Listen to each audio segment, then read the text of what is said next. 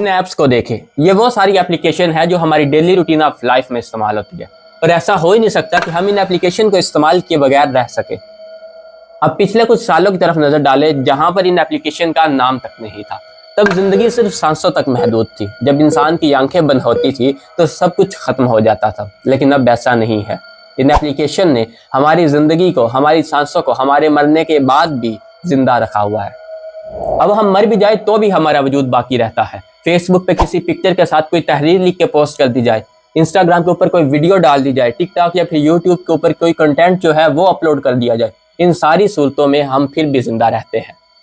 इन सारी सूरतों में हम मौत के बाद भी जिंदा रहते हैं। एक दिन आएगा हम सब रुखसत हो जाएंगे, लेकिन एक चीज पीछे रह जाएगी, वही कोई एक तस्वीर जो हमने पोस्ट की होगी, वही कोई कंटेंट जो हमने शेयर किया होगा। और फिर जब हम कब्र में होंगे, हमारे हिसाब किताब का वक्त चल रहा होगा, वहां पर भी हमारे नामा इमाल का पलड़ा जो है वो चल रहा होगा। कभी आपकी नेकियां बढ़ जाएगी, कभी आपके गुनाह बढ़ जाएंगे। ये अब आप पर है कि आपने इन एप्लीकेशन के ऊपर क्या चीज अपलोड करनी है, कौन सा कंटेंट शेयर करना है।